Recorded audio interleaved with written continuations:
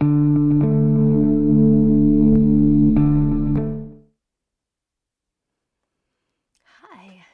and welcome to maybe another episode where I cry. I don't know. Maybe I won't this time, but thank you for being here with me as I share in this ongoing journey of what's happened in my life, right? So I am Colleen Fletcher, and this is my story. This is it. So it started with a hike, and had some music in it. So along the way we listened to music. I have a friend that I go hiking with often, and from where I live to where the hike is, it's about an hour's drive, and it's a nice hike.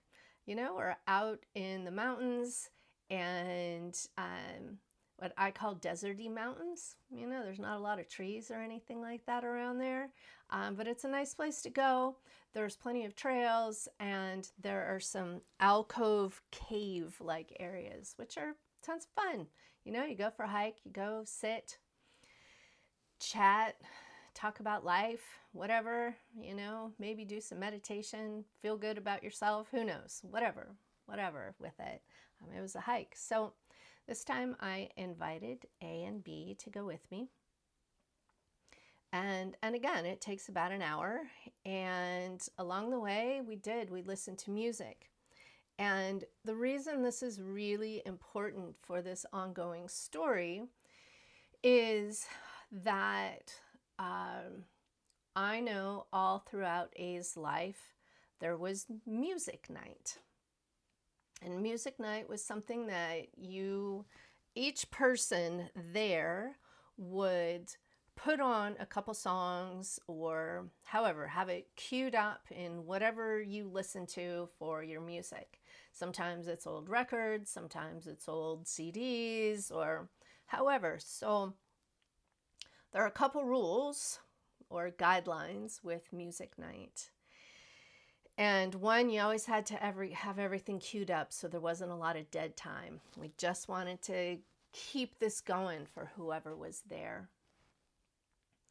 And the other really big one that is very, very important to this story in particular is you can never, ever make fun of anyone else's music or talk down about it, ever. Because in my mind and everyone else there, music is an art form, and it's always subjective to what you like. You could have heated discussions about the music that was played, why you find that you didn't like it or anything like that, but you could just never be mean. Okay, so those were the two guidelines with a music night. Again, you just could not be mean. You could express your feelings with it and why you didn't like it, but you couldn't just flat ass be mean. Okay, so that's the music night. So now back to driving out for this amazing hike that we were going to go on. So I had music on in the car. It was great. I was having fun, dancing, singing along, putting stuff on. I asked if there was anything else that A and B wanted, and they were like, and I can't remember exactly, but I think even in that moment I was scoffed at. And I do know also that neither one would sit in the front seat with me as I'm driving. They had to sit in the back. They wouldn't engage in conversation with me, so I really was noticing a shift and change even in that behavior right there. But I just turned up the music and kept dancing and singing, having a good time, and trying to engage, but it wasn't going to happen. So hours drive, I'm listening to my own music, enjoying it. We get out, go for the hike up into one of the little alcovey cave type areas, and just sat and enjoyed. Well, all of a sudden, A and B took off. Didn't even invite myself or my friend at all. They just wanted to go off and do their own thing. Fair enough. Okay, that happens sometimes. I get it. So we do the hike, and the whole time I'm kind of just feeling something is off. I know something is not right at all, or something has changed. So we get home. You know, I go back to my house, and a couple days later I hear from A, and I hear what a horrible time that was. That the music was awful. No engagement. No, just that was such a horrible experience that will never happen again. The drive was terrible. It was way too long. The music sucked. And that was it. So I am really, really clued in that there is something going on. You know, I can pinpoint it. I can, with the hindsight, yes, I can far more easily pinpoint or see these seemingly small behaviors as being really big. And but at the time, it was just like, whoa, that was weird. That was different. Store it in the back of your head. Pay attention to this. You know, let's have a discussion about it at a later time. And because that was the norm as well, is to be able to say, hey, you know, this behavior, what's going on? How can I help? But it was so different and so shocking. It just went into the back of my head.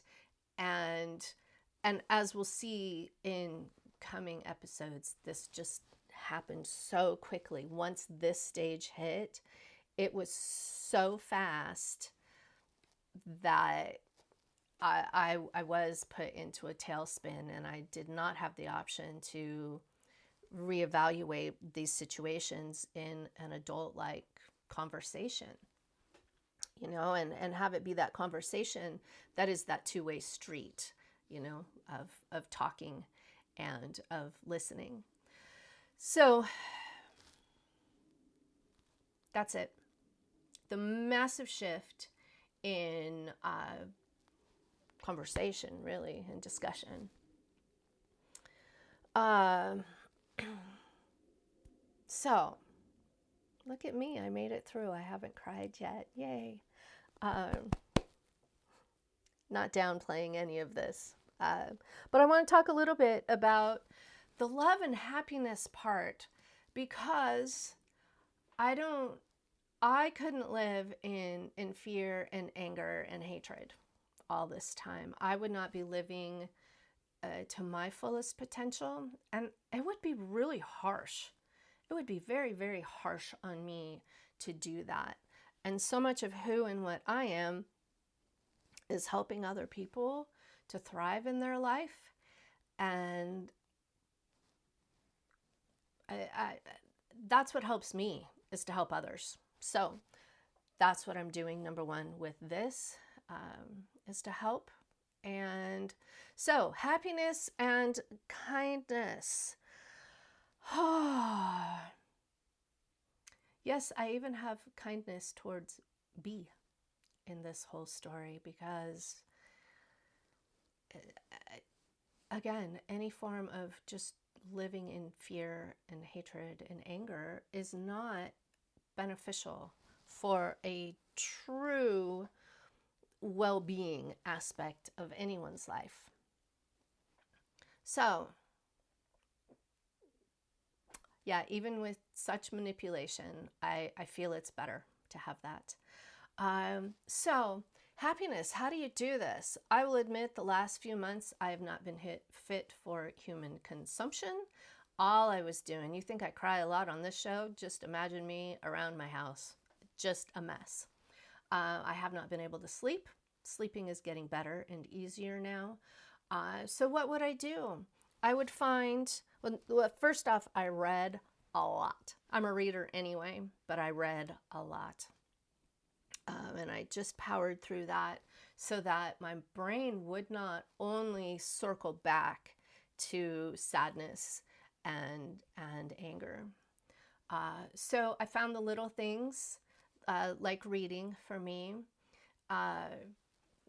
And I would find little pieces of happiness with life, and then that is what I would think about. Okay, this. Okay, this. And, you know, I would go for walks as well. And with every step I would take, I would say, I live in happiness. I live in happiness. And it's one of those things that, you know, it can sound like it's nothing, like it's not going to help. But if every day you're living in anger and only thinking of angry things, what's the difference of that and of shifting your mindset to something positive, right? So that is my biggest thing of I didn't want to live there, and I want to live in kindness and happiness for myself. So that is what I can continue to do in my life. That has always supported me anyway, and part of what I do, not part of, it's the massive, it is what I do for work. I want people to live in kindness and happiness with them as well. So I put it into my own life as well. And I've always thought that, you know, if you say something negative to yourself or to someone else all the time, what is the difference of saying something positive and have that be what is the main thing that is the recurring theme, the baseline of your thought processes, of everything that way. So go in kindness and happiness for yourself. And then that's what you can put out there.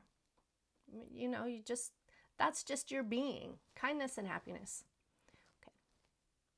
Thank you. I really appreciate your support. I appreciate all the people that have reached out to me privately as well. I appreciate everyone's support through all of this. And yeah, have a brilliant day. Talk with you later. Bye.